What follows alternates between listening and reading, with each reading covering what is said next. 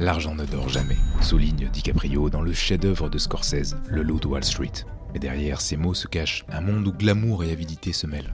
Donc, bonjour, c'est Rémi et aujourd'hui je t'invite à explorer avec moi les coulisses cachées de Wall Street et de ce parcours énigmatique de Jordan Belfort, de ses modestes débuts à son ascension en tant que titan de la finance. Et bien que ce film ait séduit les critiques et le public, il n'effleure que la surface de la réalité financière de cette histoire. Selon Jordan Belfort lui-même, le scénario du film ne s'inspire que vaguement de sa réelle autobiographie, omettant des détails qui, révélés, aggraveraient ses condamnations l'ayant déjà emmené derrière les barreaux. Mais aujourd'hui, prépare-toi à découvrir les réelles stratégies obscures qui ont fondé le succès de Stratton Oakmont et à percer les secrets d'un homme qui gagnait presque $1 million par semaine à sa grande époque. Et un dernier mot, avant d'attaquer, je suis ingénieur, détenteur du certificat accrédité par l'autorité des marchés financiers, mais l'histoire que tu vas entendre est criminelle et ce n'est donc pas un conseil en investissement ou une méthode dont il faut s'inspirer. Mon rôle est plutôt de t'aider à affûter ta compréhension des rouages de la finance et de ses évolutions actuelles. Donc reste bien avec moi pour transformer chacune de ces minutes de ton temps que tu dépenses sur YouTube en leçons d'investissement et n'oublie pas de t'abonner. Découvrons donc ensemble les secrets du loup de Wall Street et les 5 enseignements qui en découlent pour ceux qui investissent. Pour commencer, une question, Jordan Belfort a-t-il réellement trompé tout Wall Street ?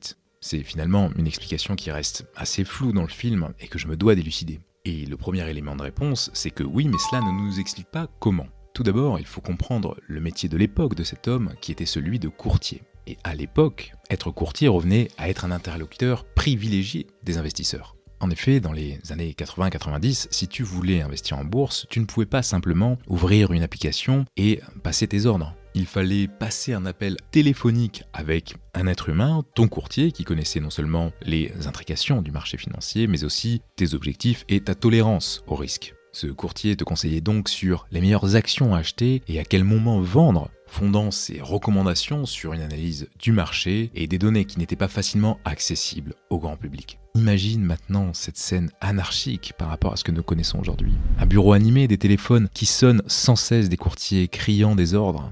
Et ce dont il faut se rappeler, c'est que chaque transaction représentait une opportunité pour ces courtiers de gagner des commissions significatives. C'est d'ailleurs ce qu'illustre parfaitement la scène du restaurant dans Le Loup de Wall Street où Mark Hanna donne à Jordan Belfort une leçon sur le succès dans le courtage. Et à cette époque, les frais de courtage pouvaient atteindre jusqu'à 2% de la valeur de la transaction. Un coût que les investisseurs étaient prêts à payer pour l'expertise et l'accès aux meilleures opportunités de marché. Et en plus d'être des intermédiaires pour l'achat et la vente, les courtiers jouaient un rôle crucial dans l'obtention d'informations. Contrairement à aujourd'hui, où les prix des actions sont disponibles instantanément sur Internet, les investisseurs des années 80 devaient compter sur leur courtier pour les dernières nouvelles du marché. Cela signifiait donc attendre les appels de leur courtier pour savoir quand agir, ou rester collé à la radio, ou encore au flux de nouvelles du câble. En somme, les courtiers n'étaient pas de simples vendeurs. Ils étaient des conseillers de confiance, des stratèges financiers dont l'influence pouvait déterminer le succès ou l'échec d'investissements importants. Tu dois alors logiquement te dire que c'est cette position dominante qui a permis à Belfort et à son équipe de gagner de l'argent sur le dos de milliers d'investisseurs.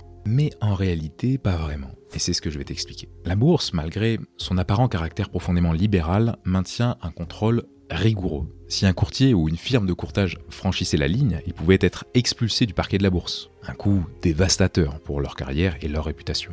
En plus de réguler les individus, les autorités financières examinaient minutieusement les entreprises souhaitant être cotées. Elles auditaient les états financiers, vérifiaient les antécédents des dirigeants et s'assuraient également que le siège social n'était pas juste une façade. Tout cela a contribué et contribue à l'intégrité de marché que le film illustre brillamment malgré les excès de ses personnages. Mais alors, comment Jordan Belfort a-t-il trompé le système ? Jordan Belfort a vu sa carrière décoller lorsqu'il a quitté LFS Rothschild pour se concentrer sur le marché des OTC, les actions over the counter chez Investor Center. Bien loin des eaux claires des bourses régulées telles que nous les connaissons, ces marchés des OTC, qui existent encore aujourd'hui, offraient moins de surveillance, ouvrant la porte à des manœuvres moins orthodoxes, ce dont nous reparlerons lorsque nous listerons les enseignements à tirer de cette vidéo. Mais pour te rappeler rapidement le principe, imagine une entreprise en quête de financement, approchant une firme OTC avec un projet révolutionnaire mais sans le capital nécessaire. L'OTC pouvant répondre favorablement à ces demandes, mais à un coût élevé, comme par exemple le fait de garder 50% de tout ce que l'entreprise lève pour son propre compte. Ce pourcentage, bien que probablement exagéré pour les besoins du film, illustre la nature prédatrice de certaines de ces transactions. Dans ces marchés parallèles, les entreprises, souvent désespérées, cherchaient à lever des fonds pour des idées novatrices, ou parfois malheureusement pour tromper les investisseurs avec des plans moins scrupuleux. La réalité était que les courtiers OTC comme Belfort pouvaient alors demander entre 10 et 20% de commission sur ces transactions. La tromperie se déroulait donc de la manière suivante. Jordan avait patiemment construit une équipe chez Stratton Oakmont avec une mission claire, pousser à la vente chaque action qu'il désignait. Avant de lancer une opération, il utilisait des contacts fiables, non affiliés pour accumuler discrètement des actions d'une petite entreprise, souvent avec une capitalisation ne dépassant pas les 100 millions de dollars. Une fois cette base établie, il signalait à son armée de courtiers de promouvoir ces actions, créant une demande artificielle et gonflant leur prix, ce qui se matérialisait par des promesses alléchantes faites aux investisseurs du type « cette action a doublé la semaine dernière, entrez maintenant ou ratez l'opportunité ». Et le film capture cette stratégie avec brio, en particulier au début où Jordan Belfort prétend vendre des actions d'une entreprise prometteuse basée dans une grange. Puis, dans le cadre de Stratton Oakmont, lorsque les prix atteignaient leur sommet désiré, Jordan ordonnait à ses complices de vendre tout en rendant presque impossible pour les investisseurs ordinaires de vendre leur part. Les courtiers étaient instruits d'ignorer les appels ou de perdre les ordres de vente, permettant ainsi à l'élite de liquider leur position à profit.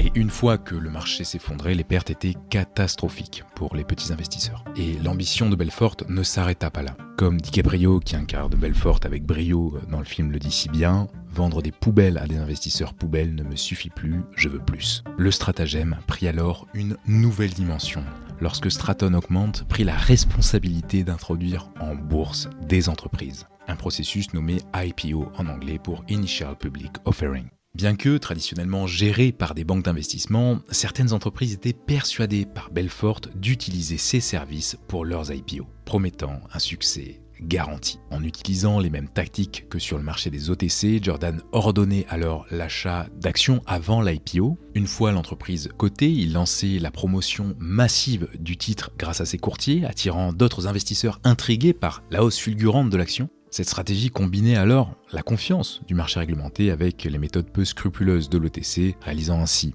une escroquerie bien ficelée. Et c'est donc comme cela que Jordan Belfort a su exploiter cette faille en accompagnant pas moins de 35 entreprises à s'introduire en bourse, forgeant ainsi une stratégie d'enrichissement qui a marqué Wall Street jusqu'à sa chute spectaculaire bien illustrée par le film hollywoodien. Voici donc les 5 enseignements que ceux qui investissent se doivent de retenir de cette histoire selon moi. Le premier enseignement est relatif à la protection de l'information. Un accès simplifié à l'information financière comme nous en disposons aujourd'hui équipe mieux les investisseurs pour déjouer les manœuvres frauduleuses, bien que la vigilance reste essentielle. Et il est dans cette idée également essentiel d'éviter les placements pour lesquels on manque de compréhension ou d'information.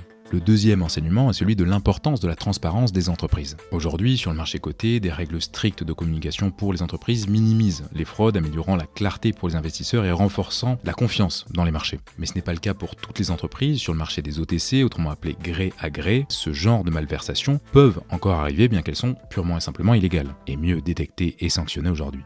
Le troisième enseignement est celui de faire attention aux intermédiaires financiers. Aujourd'hui, la concurrence accrue des courtiers, notamment sur le marché coté, diminue les frais et rend les investissements beaucoup plus accessibles. Mais ce n'est pas encore le cas pour toutes les classes d'actifs et il est toujours essentiel de comprendre les services proposés et les coûts cachés possibles. Le quatrième enseignement est celui du risque relatif aux nouvelles opportunités. Des marchés comme ceux des crypto-monnaies aujourd'hui, moins réglementés, présentent des risques similaires à ceux de l'ère Belfort. La prudence est donc de mise, surtout face à l'influence des réseaux sociaux et des communautés en ligne sur ce genre de crypto-actifs, et je mets des gros guillemets là-dessus, qui engendrent parfois des pratiques similaires en matière de manipulation de cours, autrement appelé pump and down. Enfin, le cinquième enseignement est relatif à l'importance de l'éducation financière et de la régulation. Les abus de Belfort et de tant d'autres soulignent l'importance de comprendre les marchés et les stratégies d'investissement sous-jacentes pour être maître de ses choix en tant qu'investisseur. Et dans ce contexte, une régulation solide et une surveillance continue de ces acteurs semblent cruciales pour prévenir les abus et garantir un environnement d'investissement sain et sûr. Maintenant, imagine un instant si ces investisseurs victimes de Belfort avaient eu accès à un outil moderne pour évaluer par eux-mêmes la qualité financière des entreprises proposées par leurs courtiers. Cela aurait pu leur éviter de nombreuses pertes parce qu'ils auraient pris conscience de leurs choix, parfois peu pertinents comme j'en constate beaucoup sur Internet. Et c'est pourquoi j'ai cofondé une entreprise de logiciels que tu connais sûrement pour t'aider à te construire un portefeuille robuste et performant par toi-même, sans dépendre de personne et sans y passer des heures.